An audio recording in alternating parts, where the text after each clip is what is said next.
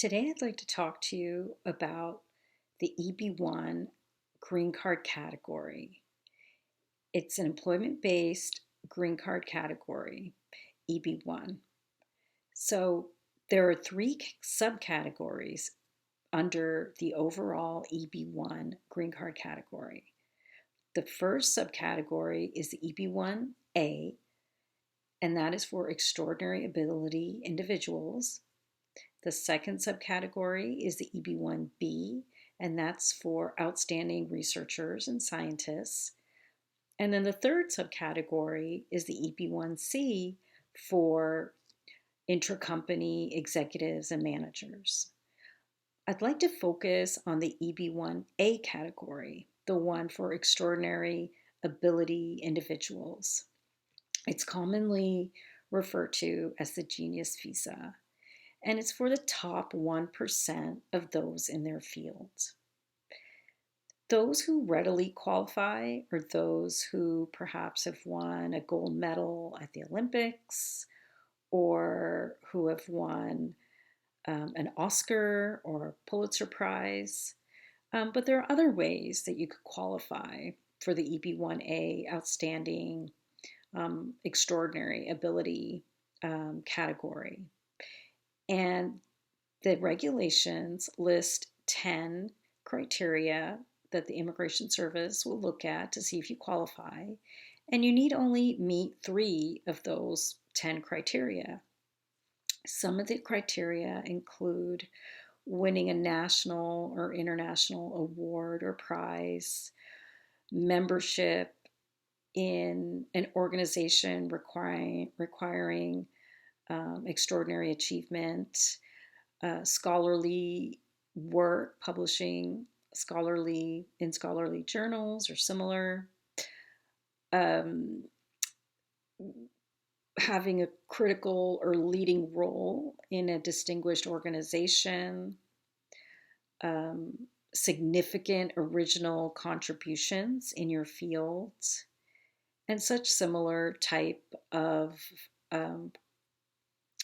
qualifications would make you eligible for a green card under this category. You don't need to meet exactly those criteria. They do allow you to provide similar or comparable type of evidence showing that you have outstanding or extraordinary skills.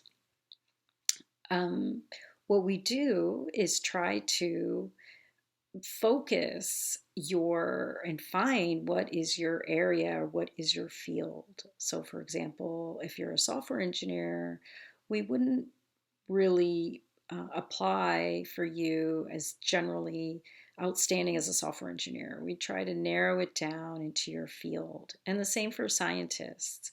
We wouldn't apply based on your being an outstanding or extraordinary scientist. We would narrow your field down.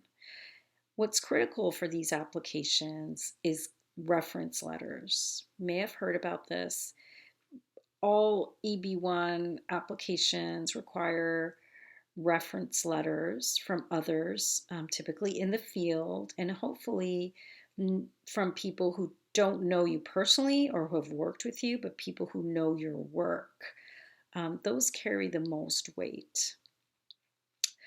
The other thing that you should keep in mind is not only do you have to meet the criteria and the regulations that I just mentioned, like I said, publishing scholarly work or having a leading or critical role in a distinguished organization. Those matter, and those are in the regulations. But also, there was a Ninth Circuit Court of Appeals case that said that you also have to look at the whole picture, the totality of the evidence in determining whether someone qualifies to get a green card under this category. So often the Immigration Service will just look at the criteria that I just mentioned and make a decision, or they may look at each criteria and say, oh, this person was not in the top 1% in each criteria, and then deny that person a green card.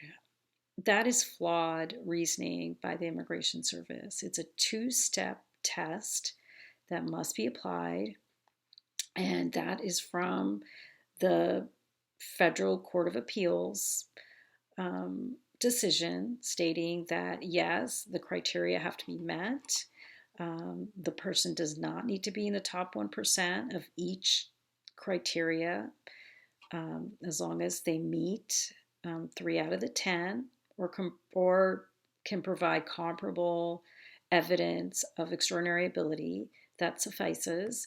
And then also the Immigration Service, according to the Court of Appeals, has to also then look at the totality of the circumstances or the totality of the evidence in making a decision as to whether someone qualifies under this green card category. You should contact us if you're interested or if you think you qualify. We'd be happy to help you.